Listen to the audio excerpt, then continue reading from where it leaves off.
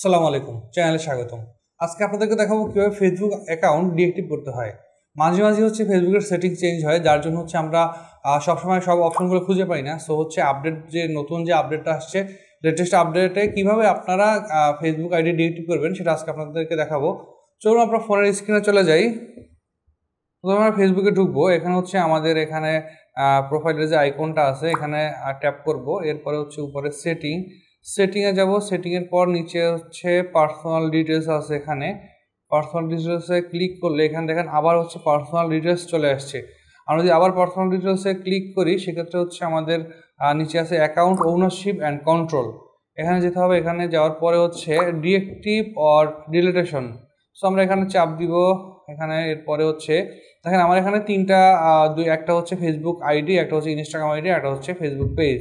So আমরা কোনটা deactive বা ডিলিট করবো সেটা আমাদেরকে জিজ্ঞেস করতে। সো আমি যদি আমার প্রোফাইলটা ডিএক্টিভ করি সেক্ষেত্রে আমি এখানে আমার নামের উপরে ক্লিক করব।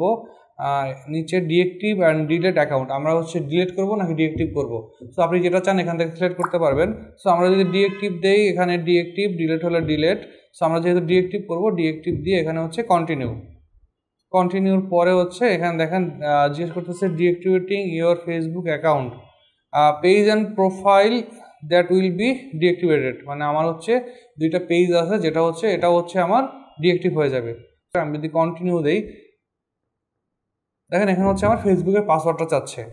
আপনার ফেসবুকের পাসওয়ার্ডটা দিবেন। আমি আমার ফেসবুকের পাসওয়ার্ডটা দিয়ে দিচ্ছি।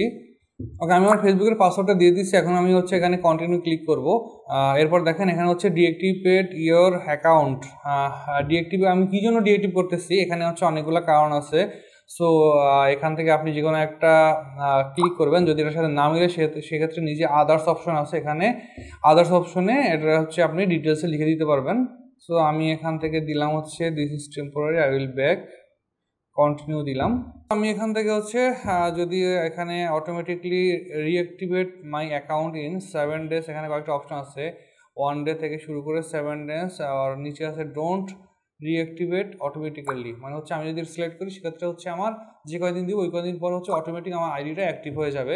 সো আমি যদি এটা দেই ডোন্ট রিঅ্যাক্টিভ অটোমেটিক্যালি দিয়ে আমি এখন কন্টিনিউ দিলে আমার ফেসবুক আইডিটা একদম ডিঅ্যাক্টিভ হয়ে যাবে।